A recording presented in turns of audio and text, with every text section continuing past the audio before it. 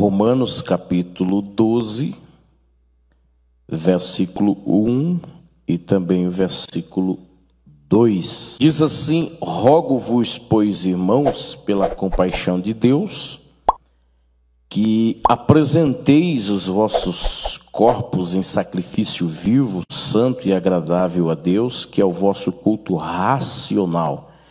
E não sedes conformados com este mundo, mas sede transformados pela renovação do vosso entendimento, para que experimenteis qual seja a boa, agradável e perfeita vontade de Deus.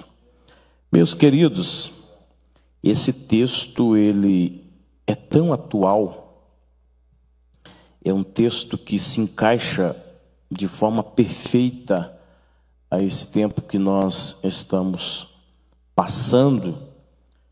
Paulo ele traz a verdade de que o evangelho ele é racional. Nós precisamos viver o evangelho com racionalidade. Alguns cristãos acabam tendo problemas na fé, problemas nas suas atividades no reino de Deus, porque priorizam as emoções. A grande verdade é que a racionalidade é que deve ser a força motora da nossa servidão a Deus, a inspiração para o nosso trabalho. Racionalidade.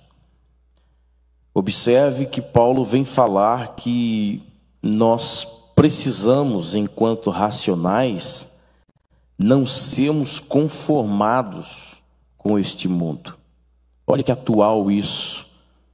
Estamos vivendo uma pandemia, um desafio à nossa fé, um desafio ao nosso trabalho. Volto a dizer, eu enquanto pastor, outros que estão, que exercem a função pastoral, cada coordenador de um departamento, líder, alguém que faz parte de um departamento, está sendo desafiado quanto a essa realidade que nós estamos vivendo. E o conselho é esse: não nos conformarmos com esta situação. Se a gente cruzar os braços e dizer que está tudo certo, e que nada mais, nada menos, senão esperarmos que tudo passe para voltarmos, sermos dinâmicos e ativos, nós corremos um grande risco. Corremos um grande risco de não conseguirmos mais voltarmos à velocidade, à dinâmica que estávamos. Então há uma necessidade de nós não nos conformarmos com essa realidade. Sermos resilientes, teimosos quanto a essa contrariedade do nosso trabalho, dos nossos ofícios no reino de Deus. Paulo está dizendo que há uma necessidade de sermos racionais, de não nos conformarmos com este mundo, porque sendo assim nós vamos experimentar qual é, observe, a boa, agradável e perfeita vontade de Deus. Paulo está dizendo que Deus não está aquilatado dentro de um formato de um tempo. Paulo está dizendo que Deus é atemporal, acima de todos os formatos, acima de todas as configurações. Deus não é pego de surpresa. Para cada época, Deus tem uma novidade que emerge. É nós que às vezes não conseguimos olhar para Deus e ver a sua grandeza de domínio, de governo sobre todas e quaisquer situações, e aí ficamos com uma visão limitada. Ficamos com uma visão dentro de um campo onde não podemos avançar. É certo que a pandemia nos trouxe limitações, mas com Deus nós podemos sim ir além limitações impostas por esta pandemia. E eu quero falar com vocês rapidamente sobre 3 chaves para o sucesso nesse tempo. Estamos vivendo uma incisão na nossa história como nunca vista antes. Ninguém de nós viveu a experiência de uma pandemia até então. Está havendo uma mudança de estação. Eu falei isso ontem à noite. E isso é percebível em todo lugar.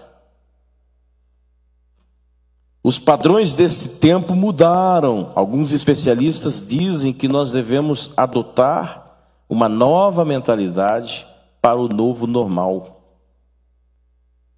Então, o que fazer? Em partes, nos adequarmos a algumas realidades desse tempo para sobrevivermos. É necessário nós nos reinventarmos para não nos tornarmos inoperantes. Se nós não buscarmos uma nova opção nesse novo formato, quem sabe os nossos departamentos não voltarão a funcionar tão cedo. Então, as chaves para o sucesso da nossa liderança, nessa verdade que aqui está, são pelo menos 3. Primeira, atualização, inovação e conexões. Vou repetir: atualização, inovação e conexões. Qualquer organização humana que não se atualiza torna-se arcaica, obsoleta, é deixada para trás. Bill Gates dizia: o nosso trabalho é tornar os nossos produtos obsoletos antes que a concorrência o faça. E por que do seu sucesso? O mundo está em constantes mudanças e movimentos. Quem para torna-se notícia velha. Quem para torna-se jornal velho. Paulo disse: mas todos nós com o rosto descoberto, refletindo como espelho a glória do Senhor. Observe isso. Somos transformados. Observe que servir a Deus é estar submetido a constantes transformações. E diga-se, essas transformações não é para pior, é para uma versão melhor. Mas todos nós com o rosto descoberto, refletindo como um espelho a glória do Senhor, somos transformados de glória em glória, na mesma imagem como pelo Espírito do Senhor. Tenha certeza que para esse tempo existe uma nova versão sua. Diga amém. E é uma versão atualizada. Uma nova configuração Deus tem para você. Então, antes de morrer, é necessário aprender a viver. Há uma necessidade de buscarmos uma atualização, sintonizarmos a frequência do céu, onde está a mente de Deus, e entender o que é que Deus tem e quer e pode nos dar para esse tempo. Inovação. Inovação aqui não é mexer com os fundamentos doutrinários da nossa fé, nos valores fundamentais da nossa fé. Inovação aqui é, por extensão, aquilo que é novo, coisa nova, novidade. Para cada época existe um novo perfeito de Deus, uma novidade de Deus. Isaías 42, 18, 19 diz: não vos lembreis das coisas passadas, nem considereis as antigas. Eis que faço uma coisa nova, agora está saindo à luz, porventura não percebeis? Eis que porei um caminho no deserto e rios no ermo, uma novidade para Israel. Romanos 6 e 4, de sorte que fomos sepultados com ele pelo batismo na morte, para que, como Cristo foi ressuscitado dentre os mortos pela glória do Pai, assim andemos nós também em novidade de vida. Você sabia que Jesus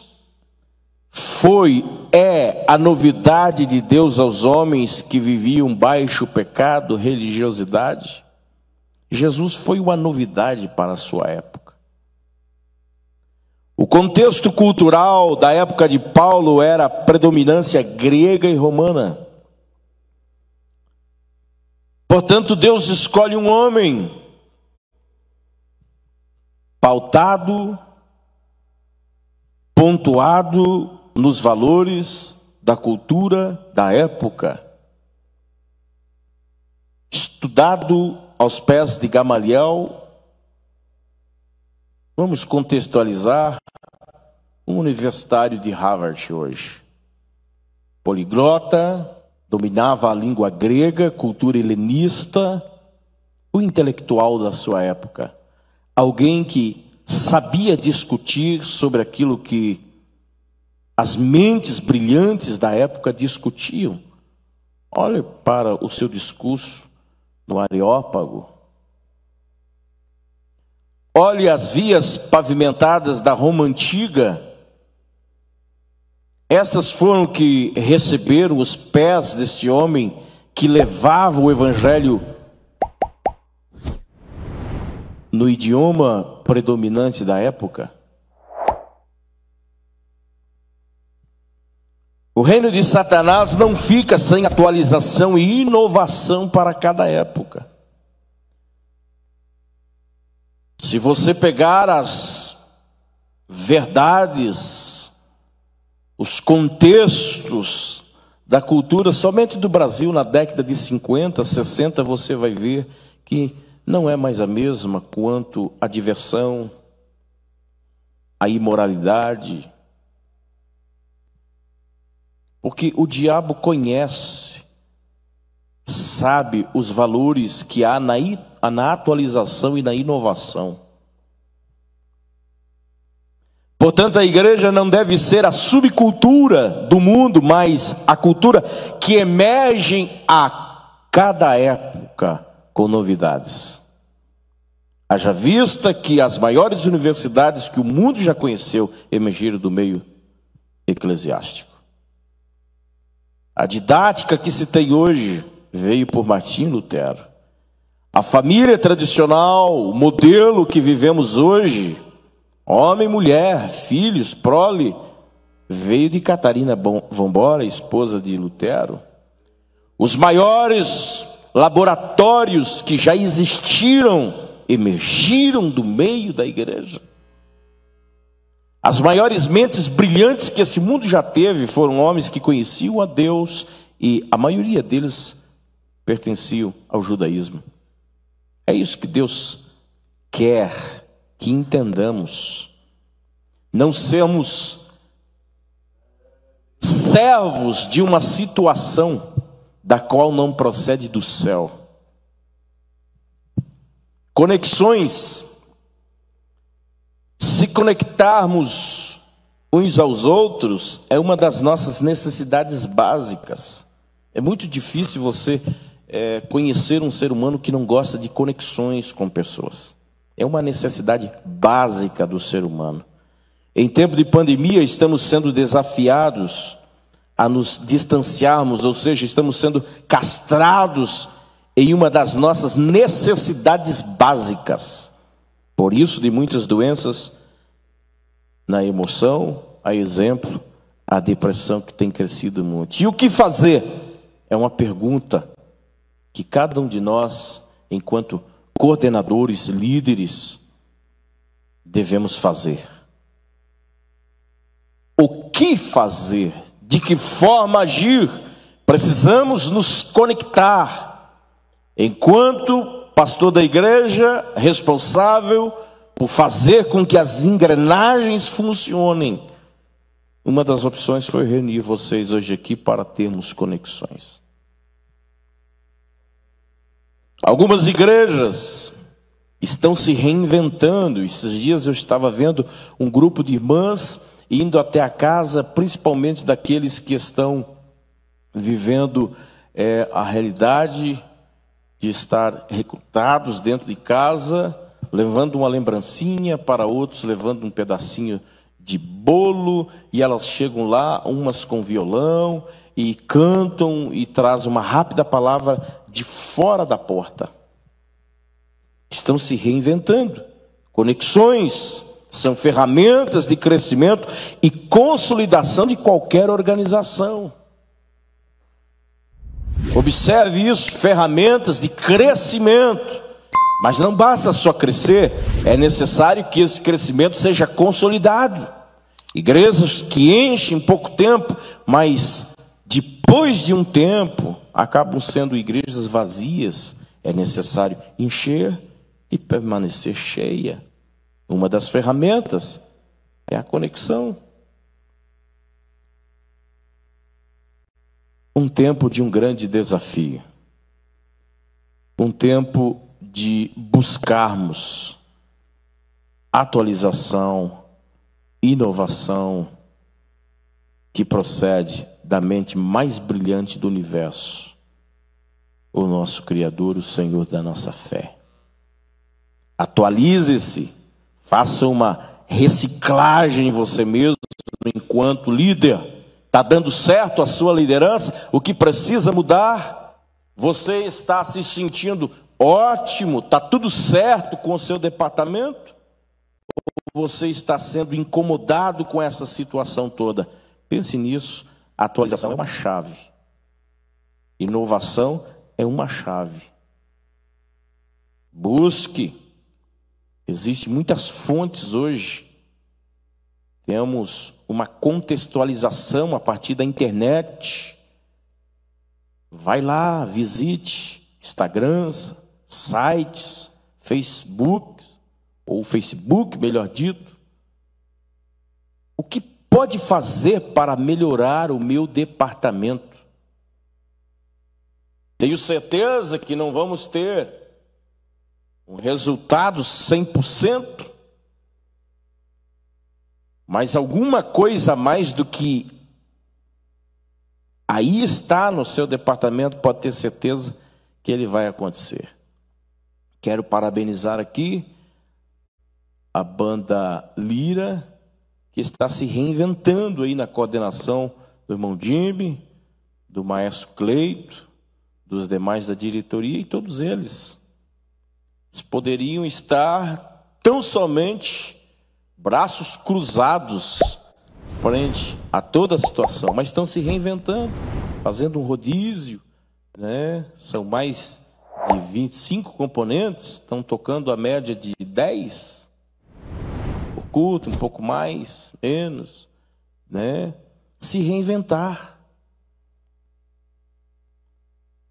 Seu departamento pode agregar uma atualização? O seu departamento pode agregar uma inovação ou não? O que pode ser feito no seu departamento?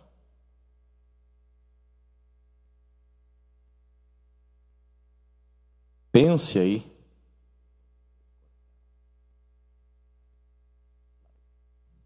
O que pode ser feito?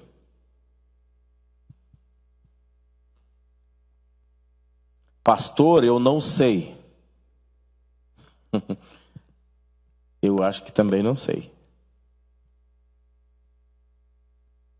Mas de uma coisa eu sei, de que é possível apertar um F5. Alguns computadores nem tem mais, né? O que podemos fazer?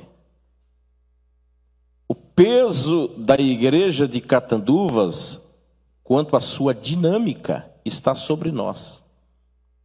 Por isso que eu brinquei com alguns que estão aí sozinhos representando o departamento, porque você é a pessoa-chave para motivar os outros, porque alguns nem vieram. A pandemia os deprimiu.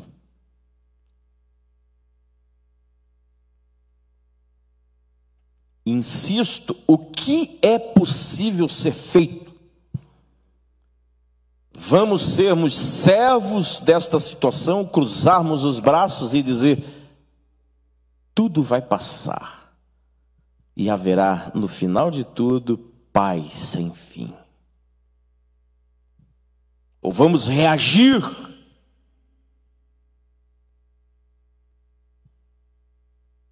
vamos sermos resilientes, teimosos. Parabenizo também o departamento de diaconia que está se virando, né? Pessoal, estão vindo aí. Qual outro departamento que está reagindo?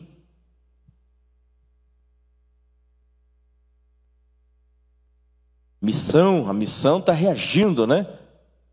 Estamos reagindo. Irmãos, do jeito que está, não dá. Vocês concordam comigo? Nós precisamos nos mobilizarmos. Pastor, qual é a novidade do Senhor para nós hoje aqui? Eu sou responsável por um departamento. O que o Senhor tem de ideias para mim? Da minha parte para você: atualização, inovação, conexões. Estou entregando 3 chaves na sua mão. Amém?